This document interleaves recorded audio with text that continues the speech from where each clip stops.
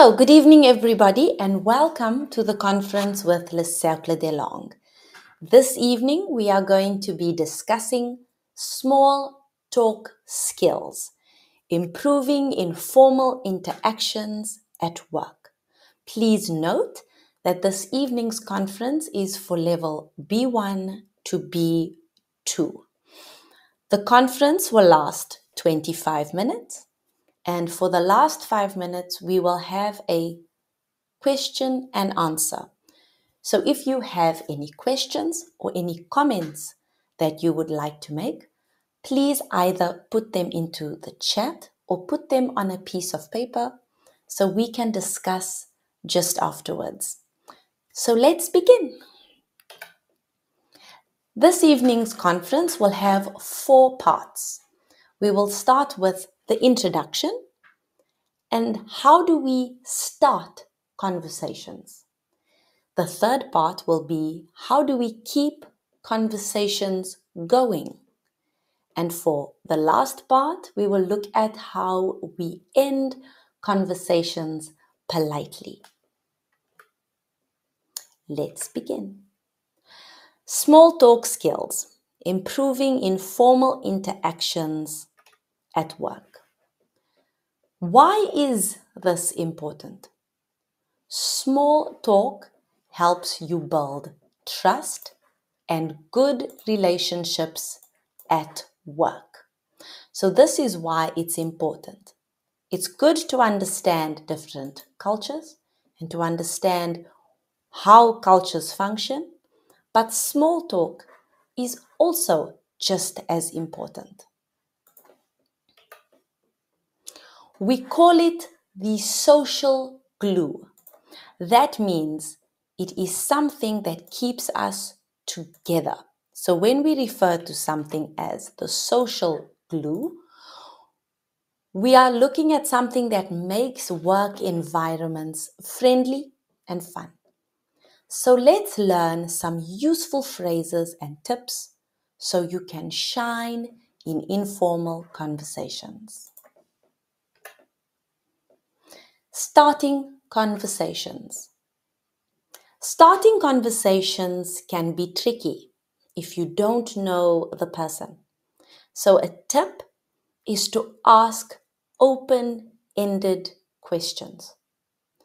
Such questions can be, what do you think about? And you can add a subject. These kinds of questions invite more than a yes/no answer, and they keep the conversation flowing. Here are 6 examples of open-ended questions that can spark conversation. The first one, what do you think about the new project we are working on? How do you usually spend your weekends? What's your favorite thing about working here? How did you get started in this line of work? What's your opinion on the new cafe near the office? What kind of music do you like to listen to? These questions encourage the other person to share more details and keep the conversation going. As you can see, the questions are not too personal, but they are enough to show an interest in someone's daily life, which is important in an office environment because the idea is to get along with our colleagues and take interest in their lives. So simple greetings that we can use when we start a conversation are, hi there, how's it going? It's not too formal and yet it's not too informal. It is more leaning towards the informal side. For example, if you have colleagues, it's the difference between salut and bonjour. A second greeting could be morning. Did you sleep well? Hello. Busy day ahead? Hi. How's life treating you? And hey, what's new with you? So even though they are quite informal, they are still very respectful, and that is important. What are some interesting questions? How was your weekend? Did you do anything fun? What do you think about the team meeting yesterday? So we can fill in the blanks. Did you the new series on Netflix? What did you do the weekend? How do you feel about weather today? Let's have a look. Possible examples. Did you watch? Did you see? Did you like? Did you enjoy? Or did you love the new series on Netflix? What did you do at the weekend? Or what did you do during the weekend? How do you feel about the cold, the hot, the windy, or the stormy weather today? As you can see, these are open-ended questions. That means the person could respond and say, no, I didn't see the new series. What is it about? It's possible that for the first question, someone could say, no, I didn't see it. It still gives you the opportunity to say, oh, it was great. You should watch it. It's about, and then you can finish the sentence as to what it is about. We also need to speak about body language because body language is just as important. For example, how do we show friendliness without words? So some tips could be to lean slightly forward because this shows the person that you are engaged and you are interested. Use small gestures. Make your points clearer and conversation more lively. For example, when you normally put your hand on your chin, it could show that you're interested. Or, for example, if your hands are open, for example, number 3, keep an open stance. Avoid crossing your arms. It appears more inviting. Now, many of us have the habit to cross our arms. But in this instance, when you open your stance, when you open with your shoulders, it seems more inviting. How do we keep conversations going? Why keep the chat alive? Because it shows you care about the other person. You care about their interests, and you are creating a good working relationship. It also helps avoid awkward silences. It builds a deeper connection over time. Some examples, and these could be seen as common UK follow-up questions. Oh, really? What happened next? That's interesting. How did you manage that? Why do you think so?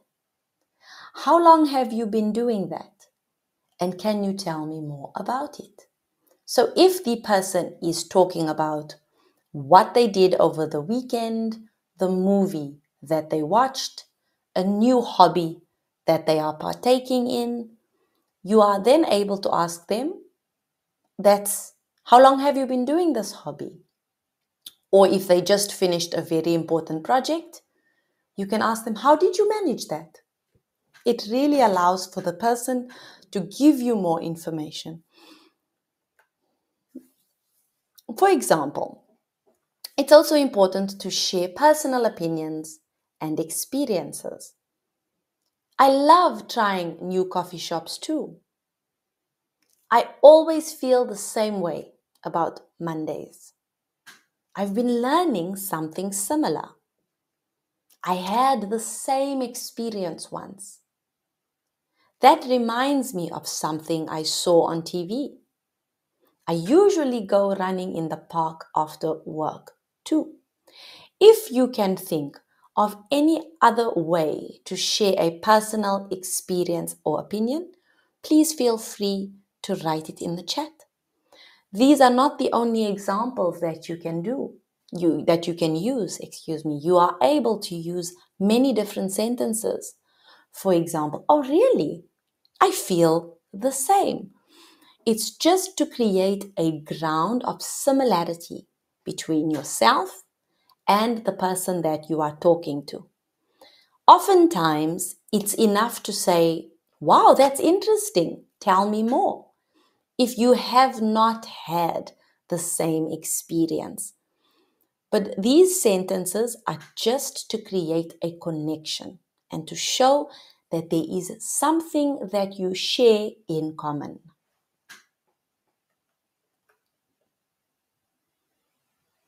We can also show interest with simple reactions. So instead of saying, oh, I've had that same experience or something similar, we can say, that's fascinating. Or, no way, really? Wow, I didn't know that. You're kidding me. That sounds amazing. These responses are simple and effective.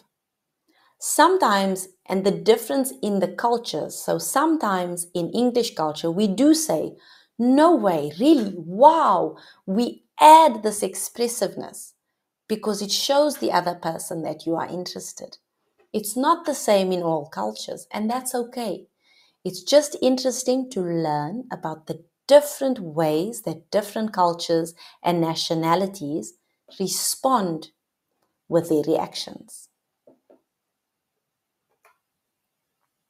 So now that we have looked at how we start a conversation, how we keep a conversation going, how do we end a conversation politely?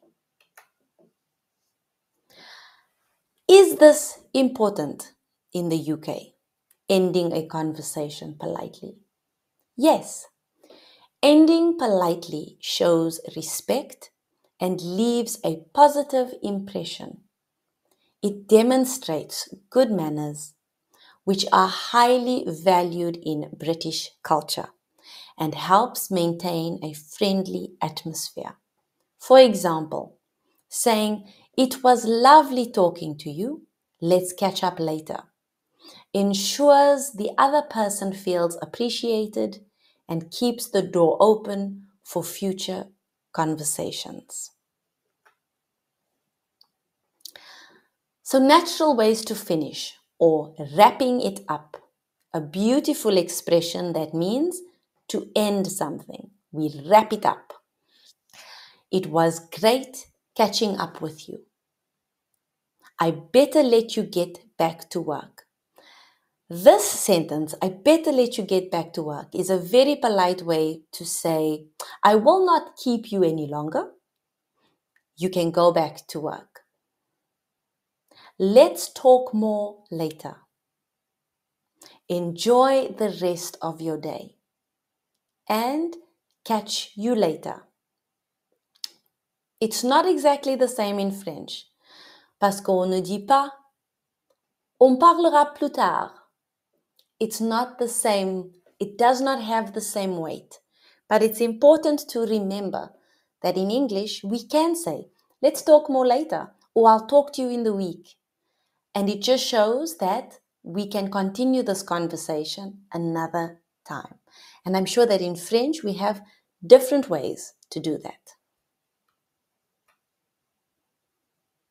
So here we have a multiple choice question, and you can answer in the chat. So let's look at the first one. What's a polite way to end? By, I'm bored now, or it was great catching up with you. Which one do you think, A or B? Exactly. It's B. Thank you everyone for responding. Let's look at number 2. What should you say if you need to leave? Let's talk more later. Or stop talking now. Exactly. And it's just about having the manners, the politeness to speak in a specific way. So as we can see, it was B for number 1 and it was A for number 2. Planning the next chat. So even if you aren't going to see them in a while, it's okay. It's just good to plan the next chat as a way of being polite. For example, let's grab a coffee sometime. We should catch up soon. See you at the next break. I'll ping you later. Or let's have a chat after the meeting. C'est exactement pareil en français. On dit à la prochaine or à bientôt. And it's the same way we say, I'll see you later. It's just to continue the politeness.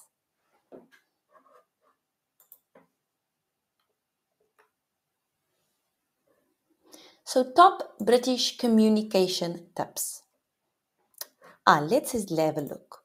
See you soon also. Exactly. See you soon also is a beautiful way to say, we don't have a concrete plan, but I'll see you soon. Exactly the same. So thank you, Christoph, for that. So let's look at number 1. What are top communication tips? Use humor. It lightens the mood.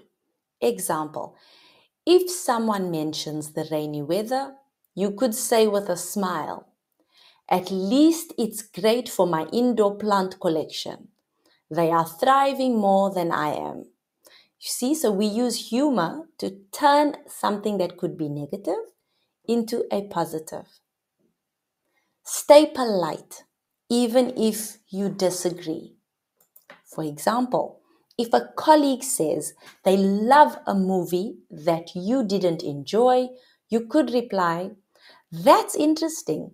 I think I might need to watch it again to see what I missed. Avoid personal or controversial topics in small talk. For example, instead of asking about someone's political opinions, stick to neutral topics, such as, have you tried the new cafe down the street? Their coffee is amazing.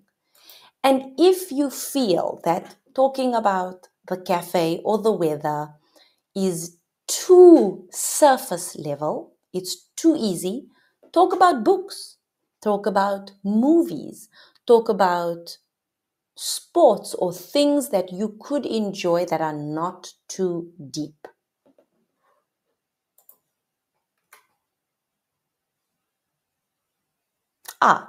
And friendly farewells. How do we say goodbye? Take care. See you soon, as you suggested, Christoph. See you soon. Enjoy your evening. Catch you later and talk soon. Question. Are the people from the United Kingdom polite? The answer, yes. British culture values politeness and friendliness in conversations. People often use phrases like excuse me or sorry, even in minor situations, such as accidentally brushing past someone. For example, if someone holds a door open for you, it's common to say thank you, and the other person might respond with you're welcome and no worries. We see this level of politeness in many different cultures and many different nationalities. And yes, you could get someone who is not as polite, and that's okay, because there are many other people who are just as polite and they are ready to be courteous. These small gestures reflect the importance of courtesy in everyday interactions. As I've seen, for example, in France, it's very polite to always say bonjour, even if you do not know the person. That is something that is very rooted in the culture and in the French people, and it is something beautiful. And even though it is a small gesture, it is very important.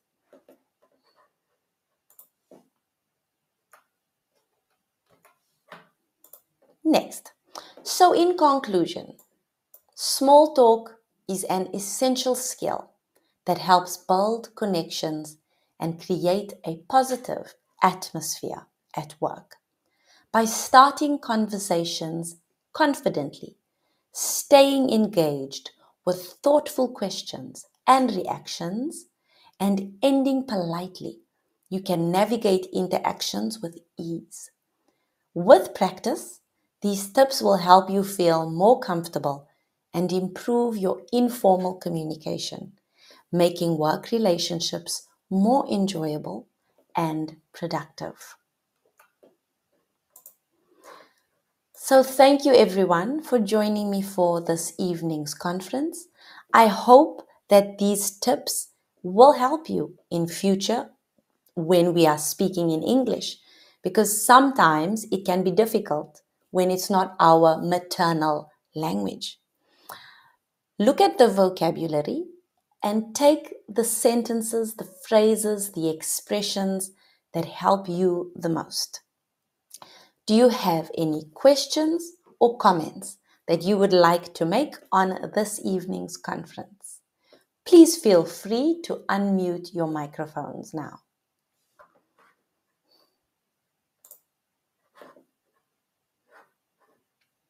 No? It was good? My absolute pleasure, everyone. So, as you know, we have the conference every Friday and every Monday. So I will see you next Friday and next Monday for the next conference. Have a wonderful evening and a beautiful weekend, everyone. Goodbye.